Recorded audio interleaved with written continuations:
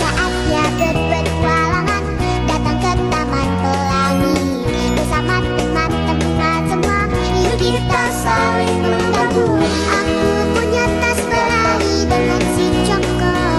Bergegaslah ayo berpetualang. Saatnya rainbow. Assalamualaikum warahmatullahi wabarakatuh. Alhamdulillahirabbil alamin. Assalatu wassalamu ala asrofil anbiya'i wal mursalin wa ala alihi washabihi ajmain, amma ba'du. Baiklah, perkenalkan saya Nadia Elinda dari Fakultas Usuluddin Adab dan Dakwah, Program Studi Bimbingan Penyuluhan Islam. Baiklah, saya akan menjelaskan dari yang sudah dijelaskan oleh teman-teman saya dari mata kuliah Psikologi Dakwah. Saya akan melanjutkan penjelasan yang sudah dijelaskan sama teman-teman saya sebelumnya, yang mana Psikologi Dakwah terakhir kemarin kita bahas dengan Mbak Desi, dan pada hari ini kita akan membahas tentang motivasi dakwah, model pendekatan dakwah, dan apa sih motivasi sebagai model pendekatan dakwah. Jadi kita akan membahas bagaimana kita menimbulkan motivasi sebagai penyuluh, dan kita sangkutkan bagaimana model pendekatan dakwah di motivasi tersebut. Baiklah, kita langsung memasuki poin penting dari pembahasan kita pada hari ini, yaitu kita akan membahas yang pertama, yaitu pengertian motivasi. Baiklah, pengertian yang pertama yaitu pengertian motivasi.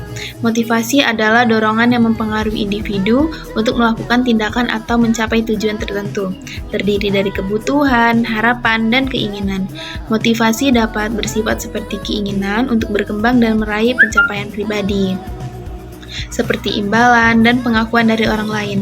Dalam psikologi, motivasi bisa dibedakan dari motivasi dalam diri dan motivasi yang muncul dari faktor luar.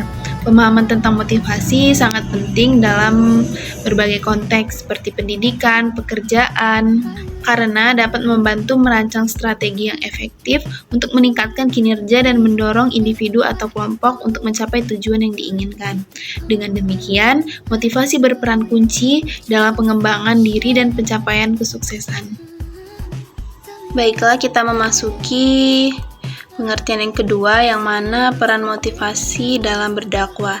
Yang pertama itu kita harus mempunyai tujuan yang jelas. Setiap upaya dakwah kita itu harus memiliki tujuan yang jelas, seperti menyebarkan pengetahuan agama, meningkatkan iman, atau memperbaiki akhlak. Tujuan ini memotivasi dai untuk terus berusaha meskipun menghadapi tantangan. Yang kedua, kita juga harus mempunyai kualitas moral.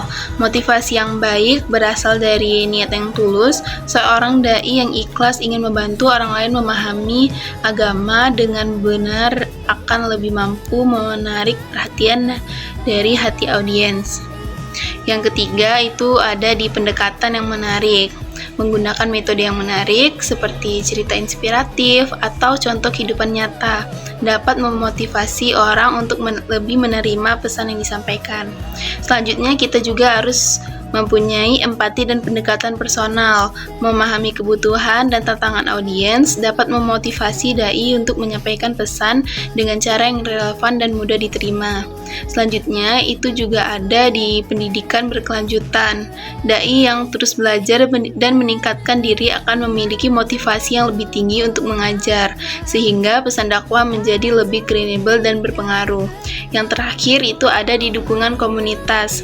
Lingkungan yang mendukung seperti komunitas yang saling menguatkan dapat memotivasi individu untuk lebih terlibat dari aktif dalam berdakwah.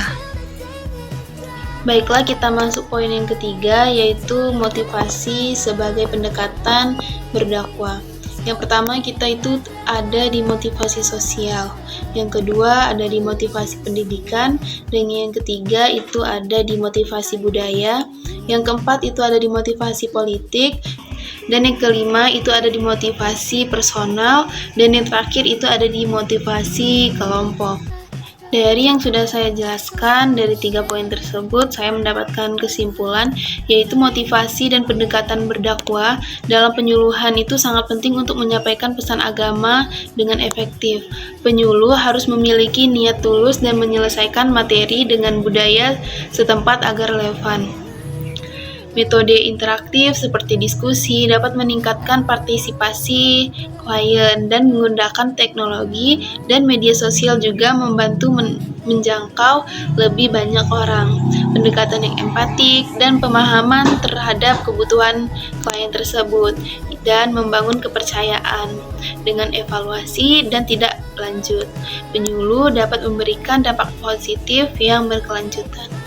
Mungkin itu saja yang saya sampaikan pada materi pada hari ini. Lebih dan kurang saya mohon maaf. Wabillahi taufiq wal hidayah. Wassalamualaikum warahmatullahi wabarakatuh.